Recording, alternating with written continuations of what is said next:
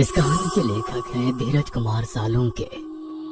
वो सब तो ठीक है, लेकिन अब हम इस छलावे से बाहर कैसे निकले? ड्राइवर ने पूछा। इस पर श्याम ने कहा, अब केवल एक ही उपाय है, लेकिन इसमें खून बहने के चांसेस हैं। क्या है वो उपाय? छलावा अभी भी हमारे बीच किसी मृत शरीर पर कब्जा करके बैठा है। हमें उसे ढूंढना होगा और उसे मारना होगा, क्योंकि उसकी आत्मा मृत शरीर से ज्यादा मजबूती से चिपकी नहीं होती। जैसे ही हम उसको मारेंगे, उसकी आत्मा मृत शरीर छोड़ देगी और फिर वो किसी मृत शरीर में घुस नहीं सकेगी, क्योंकि एक अमावस छलावा एक रात सिर्फ एक ही मृत शरीर पर कब्जा कर सकता है। लेकिन हम में से ये छलावा है कौन? वो पीछे सोए हुए स्टूडेंट के शरीर में नहीं है, क्योंकि वो होश में नहीं है। वो हम पांचों में से एक है। क्या? लेकिन हम सब तो जिंदा हैं। नहीं, हम में से एक पहले ही मर चुका है। उसे छलावे ने मार डाला है और उसके शरीर पर कब्जा कर लिया है। कब्जे के बाद मृत शरीर बिल्कुल एक जिंदा आदमी लगता है, क्योंकि छलावा अपने ताकत से जिंदा इंसान की नकल करता है। लेकिन वो है कौन? वैसे श्याम गंभीर हो गया और उसने श्रीकांत की ओर देखा। बस अभी भी जंगल के रास्ते चल रही थी। ड्राइवर बस चलाते चलाते पीछे हो रही बातचीत सुन रहा था, क्योंकि उसे पता था कि अगर बस रुकी तो छलावा उसे निगल जाएगा। बस में सन्नाटा छाया हुआ था। हर कोई श्याम के मुंह से छलावे का नाम सुनना चाहता था कि तभी श्याम बोला, ये श्रीकांत ही छलावा है। ये क्या बकवास कर रहे हो तुम? होश में तो हो? माना कि तुम्हारी बुआ ने बहुत सारी भूतों की किताबें लिखी है, उसका मतलब ये तो नहीं कि तुम कुछ भी बोलोगे और हम सुनते रहेंगे। मेरा विश्वास करो, सब श्रीकांत ही छलावा है। जब ये वीरान जगह पर झाड़ी के पीछे गया था, तब मैंने इसे किसी साय की ओर घूरते हुए देखा था। जब मैं देखने के लिए आगे बढ़ा, तभी मेरी चप्पल में कांटा चुभने की वजह से मेरी चीख निकल गई और वो साया वहाँ से गायब हो गया। शायद तभी उसने श्रीकांत को पकड़ा होगा और उसके शरीर पर कब्जा किया होगा। जल्दी से इसे मार डालो, वरना ये भाग जाएगा। ये सुनकर सभी के होश उड़ गए, लेकिन उसकी बात में कुछ तो वजन था। श्याम, जबान संभाल कर बात कर। भतीजा है ये मेरा, अगर इसको किसी ने हाथ भी लगाया तो मार डालूंगा। हाँ, उन गुस्से में बोला, सर जी, इस पांडु की मत सुनिए। मुझे भी लगता है कि यही छलावा है, क्योंकि हम सभी ने झाड़ी से आती श्याम की चीख सुनी थी। श्याम बिल्कुल सच कह रहा है। ड्राइवर बस चलाते हुए बोला, अरे शक की सुई तो इस श्याम पर भी है। ये भी तो झाड़ी के पीछे गया था और दिखाई नहीं दे रहा था। ऊपर से यह विकास हम दोनों की नजर से दूर था। शायद इसे ही छलावे ने बस के नीचे खींच लिया और वही मार डाला। तो ये दोनों क्यों नहीं हो सकते छलावा? प्यून ने कहा। अरे मैं जिंदा हूँ, मैं छलावा नहीं हो सकता। श्याम ने कहा, हाँ, और ये श्याम हमारी कब से मदद कर रहा है। ये छलावा होता तो हमारी मदद क्यों करता? अब बचे तुम तो ड्राइवर के बाजू में ही थे, इसलिए ये श्रीकांत ही छलावा है। विकास सर जोर से बोले, अरे सर, इस पे उनको छोड़ो। आप सीट के नीचे से रॉड निकालो और उस छलावे का सर फोड़कर मार डालो। ड्राइवर बस चलाते हुए बोला। ये सुनकर श्रीकांत डर के मारे प्यून के पीछे छिप गया। विकास सर ने सीट के नीचे से लोहे की रॉड निकाली। प्यून ने उन्हें रोकने की कोशिश की, लेकिन विकास सर ने उन्हें धक्का मारा और रॉड श्रीकांत के सर पर मारी। लेकिन श्रीकांत वहाँ से हट गया और नीचे गिर गया। वो रॉड से दूसरा हमला करते कि तभी प्यून ने पीछे से रॉड पकड़ी और विकास सर के हाथों से रॉड खींचकर उन्हें खिड़की पर धकेल दिया और उनके सर में रॉड दे मारा। विकास सर हाथों से सिर पकड़कर वहीं तड़पते रह गए। उनके सर से खून निकल रहा था और कुछ ही देर में उन्होंने अपना दम तोड़ दिया। ये देख श्याम चिल्लाया, विजय मामा, जल्दी से पीछे आइए, इन दोनों ने विकास सर को मार डाला। ये सुनकर ड्राइवर ने बस बीच जंगल में रोक दी और वो पीछे भागते हुए आया। उसने प्यून के हाथों से रॉड छीना और उसे धक्का दे दिया। तुम नहीं सुनोगे, इसलिए पहले मुझे तुम्हें ही मारना होगा। ड्राइवर गुस्से में प्यून से बोला और वो प्यून के सर पर रॉड से हमला करता कि इससे पहले ही प्यून ने कांच का नुकीला टुकड़ा तोड़कर ड्राइवर के पेट में घोंप दिया। ड्राइवर जोर से चिल्लाया और नीचे गिर गया कि तभी बस के बाहर से भीड़ की आवाज सुनाई देने लगी। रास्ते के बीचों बीच बस लगाई है इन्होंने। थोड़ी तेजी से चलती गाड़ी इस बस से टकराई तो क्या होगा? बाहर निकालो इन लोगों को और सजा दो इन्हें, सजा दो। बस के बाहर से आवाज आई और बस पे पथराव होने लगा। प्यून आगे की तरफ भागते हुए गया तो देखा कि 5-6 लोग बस पर पथराव कर रहे हैं। लोग गुस्से से चिल्लाने लगे, बाहर निकलो, अंदर क्यों छुप कर बैठे हो? अरे क्या हुआ भाइयों, आप ऐसा क्यों कह रहे हो? प्यून चीख चीख कर उनसे पूछ रहा था, लेकिन कोई भी उसकी तरफ ध्यान नहीं दे रहा था। तभी श्याम श्रीकांत से बोला, ये लोग सिर्फ छलावा है। हम जंगल में रुके हुए हैं, इसलिए हम मुसीबत में पड़ चुके हैं। विकास सर और ड्राइवर दोनों मर चुके हैं, फिर भी हम छलावे से बाहर नहीं निकले। इसका मतलब छलावा अभी भी हमारे बीच में है और वो छलावा तुम्हारा मामा है। ये सुनकर श्रीकांत की आंखें फटी की फटी रह गई। नहीं नहीं, ऐसा नहीं हो सकता। अरे ऐसा ही है श्रीकांत। तुमने देखा कि किस तरह से तुम्हारे मामा ने विकास सर और ड्राइवर की जान ली। वो उन्हें सिर्फ घायल भी तो कर सकता था, लेकिन नहीं, उसने उनकी जान ली। अब तो अपने मामा प्रेम से बाहर आओ श्रीकांत, और देखो उस आदमी को, वो तुम्हारा मामा नहीं छलावा है। ये सुनकर श्रीकांत सोच में पड़ गया। श्रीकांत, लोग अभी बस के कांच तोड़कर अंदर आ जाएंगे और हमारी जान ले लेंगे। इससे पहले हमें यहाँ से निकलना होगा। मैं बस को यहाँ से निकालता हूँ और तुम इस छलावे को पीछे बुलाकर इस कांच के टुकड़े से घोंप दो। छलावा मर जाएगा और हमारी जान बच जाएगी। श्याम बोला और ड्राइविंग सीट की तरफ निकल पड़ा। लेकिन तुम्हें ड्राइविंग आती है क्या? अरे मेरे मामा की ट्रैवल एजेंसी है, इसलिए मैं बस पहले ही चलाना जानता हूँ, उसने कहा और ड्राइविंग सीट पर जा बैठा। उसने बस चालू की और बस चलाने लगा। प्यून पीछे श्रीकांत के पास जा पहुंचा। श्याम बहुत ही मन लगाकर बस को भगा रहा था कि तभी उसे प्यून की चीख सुनाई दी। उसने मिरर में देखा तो प्यून गले में हाथ लगा के नीचे गिर गया। श्रीकांत के हाथ में खून से सना कांच का टुकड़ा था। उसने अपने ही मामा को गला काट कर मार डाला था। श्रीकांत श्याम के पास आया। श्याम ने बस रोक दी। मैंने छलावे को मार डाला। ये सुनकर श्याम जोर जोर से हंसने लगा और उसकी आंखें लाल हो गई और वो डरावनी आवाज में बोला, लेकिन छलावा तो मैं हूँ। ये सुनकर श्रीकांत के तो होश उड़ गए। अरे चौंक क्यों रहे हो? मैं ही छलावा हूँ। जंगल में जब बस के आगे सुअरों का झुंड आया था, तभी मैं बस में घुस गया था। मैंने बस में सबसे कमजोर और थका हुआ यात्री चुना। ये श्याम थकान के कारण गहरी नींद में सो गया था। मैंने इसे जगाया और मेरा असली रूप दिखाया।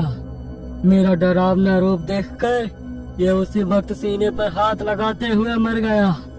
मैंने तुरंत इसके शरीर पर कब्जा कर लिया। तभी मैंने जाना कि पिछली सीट पर बैठा एक लड़का, मतलब कि तू, आधी नींद में था और टॉयलेट जाने के विचार में था, और मैंने अपना खेल शुरू कर दिया। मैंने बस में बैठे सभी को छलावे की कहानी सुनाकर डरा दिया, क्योंकि डर ही मेरा सबसे बड़ा हथियार है। मैंने जानबूझकर तुम सबको गुमराह किया और सुशील सर के गांव ले गया और तुम्हें छलावे में रुकने के लिए मजबूर किया और सुशील सर की जान ली। मैंने ही विकास सर, तेरा मामा और ड्राइवर को एक दूसरे से लड़ाया ताकि वो आपस में लड़ कर मर सके, और आखिर में मैंने तुम्हारे हाथों से ही तुम्हारे मामा का खून करवाया। ऐसा कहकर वो हंसने लगा। यही मेरा खेल, यानी कि शिकार थी। तूने अपने ही मामा की जान ली, उस मामा की जिसने तुम्हें बचाने के लिए अपने जान पर खेलकर 2 आदमियों की जान ली। अब तुम्हारा जी कर क्या फायदा? ये सुनकर श्रीकांत की आंखों में आंसू आ गए। उसे अपनी गलती का एहसास हो गया। श्रीकांत, आओ बैठ जाओ इस ड्राइविंग सीट पे और ठोक दो इसे किसी पेड़ पे। ले लो खुद की और इन सभी यात्रियों की जान। छलावा श्रीकांत की आंखों में देखकर बोला। शायद उन लाल आंखों का जादू श्रीकांत पे हो रहा था। वो छलावे की बातों में आ गया था, जैसे सुशील सर आ गए थे और खुद की जान लेने के लिए तैयार हो गए थे। शायद श्रीकांत को अपने किए का पछतावा हो रहा था और वो छलावे की बात मानने वाला था कि तभी श्रीकांत ने अपने आंसू पूछे और वो जोर से चिल्लाए, मामा! छलावे को पीछे पैरों की आहट सुनाई दी और उसने मुड़कर देखा कि तभी प्यून ने लोहे का रॉड छलावे के सर पे दे मारा और उसके सर पर 4-5 बार हमला कर उसका सर कुचल दिया। तुम्हें क्या लगा खेल केवल तुम ही खेल सकते हो? अरे मैंने तो तुम्हें तभी पकड़ लिया था जब तुम विकास सर और ड्राइवर की मौत देखकर मुस्कुरा रहे थे। तुम अपनी खुशी छुपा नहीं पाए। तब मेरे दिमाग में तुम्हारी बातें आई। जानबूझकर तुमने हमें गुमराह करके छलावे में रोका और तुम्हारी वजह से सुशील सर की जान गई। तुमने मुझ पर ही छलावा होने का इल्जाम लगाया, हाँ? और मेरे मामा विकास सर और ड्राइवर के बीच आग लगा दी, और बाद में तुमने मुझे ही मेरे मामा को मारने के लिए कहा। और हद तो तब हो गई जब तुमने कहा कि तुम्हारे मामा की ट्रैवल एजेंसी है, जबकि श्याम का मामा तो हमारे कॉलेज के बाहर गोलगप्पे का ठेला लगाता है। श्रीकांत ने अपने मामा के हाथों से लोहे की रॉड ली और छलावे से बोला, अब तुम चैन से शिकार करने के लिए अगले अमावस की रात का इंतजार करो, क्योंकि आज तुम खुद शिकार हो गए हो।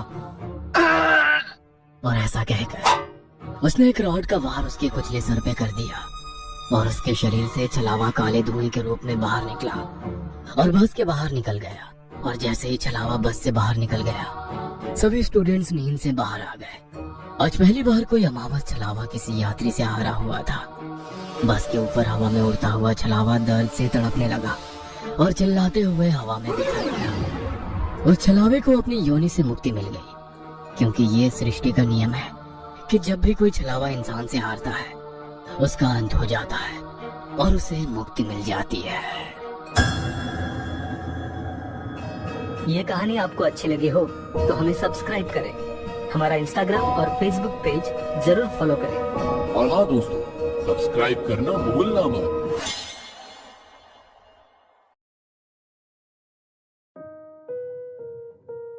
हेलो एनिमेटेड हॉरर स्टोरीज, मेरा नाम विलियम है। मैं वैसे तो आपका बहुत बड़ा फ़ैन हूँ, मगर मुझे पता नहीं कि आप लोगों से रब्ता करने का सही तरीका क्या है। लेकिन मेरे पास एक खौफनाक स्टोरी है। जब मुझे ये वाक़या पेश आया तो मैं उस वक्त 12 साल का था। मैं उस वक्त अपने घर के बेसमेंट में सोया हुआ था। लेआउट देने के लिए आपको बता दूं कि आप सीढ़ियों से नीचे आएंगे तो बाथरूम के लिए बाएं मुड़ेंगे, स्टोरेज रूम और फर्नेस रूम के लिए दाएं मुड़ेंगे और सीधा आगे जाते हुए मेरा कमरा और लिविंग है। एक रात मैं कुछ होमवर्क ख़त्म करने के बाद सोने के लिए तैयार हो रहा था। ये तकरीबन 1-2 बजे का वक्त था।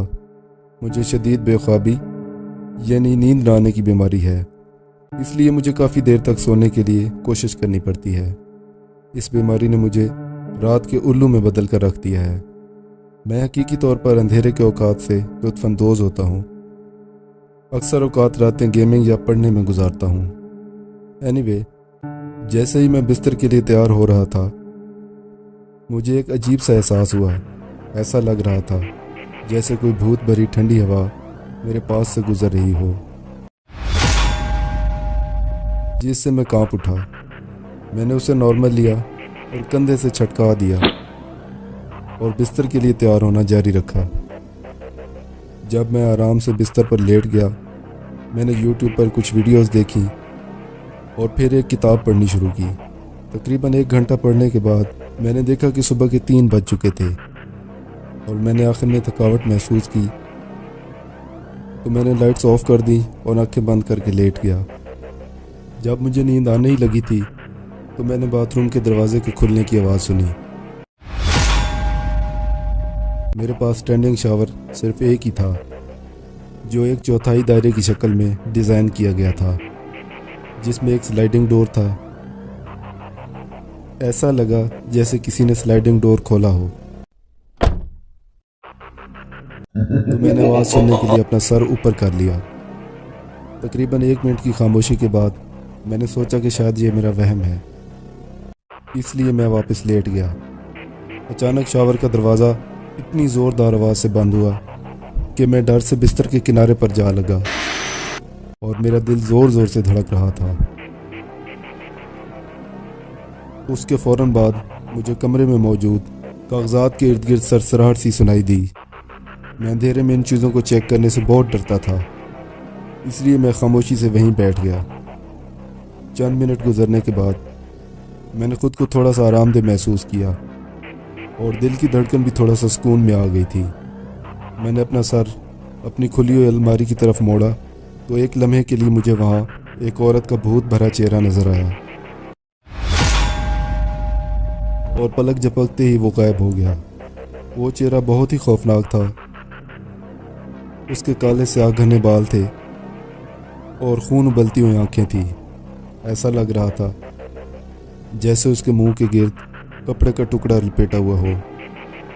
उसकी ठोड़ी के नीचे तो कुछ नज़र ही नहीं आया। सिर्फ 1 सेकंड के लिए वो ज़ाहिर हुआ था, मगर सिर्फ उसका सर और चेहरा ही नज़र आया था। मेरी घबराहट तो कुछ हद तक ख़त्म हो गई थी, मगर मैं सुबह को बिस्तर के किनारे पर लेटा हुआ उठा। मैंने उठकर देखा कि मेरे होमवर्क के कागजात पूरे कमरे में किसी ने उजाड़ फेंके थे। और जब मैंने शावर को अंदर जाकर चेक किया तो उसकी प्लास्टिक में दरारें पड़ चुकी थी, जिससे पता चलता था कि कोई तो ऐसी मखलूक है जिसने इतनी ज़ोर से दरवाज़ा बंद किया है। ये बात मैंने आज तक किसी को नहीं बताई, क्योंकि मुझे लगता था कि कोई भी मेरी इस बात का यकीन नहीं करेगा।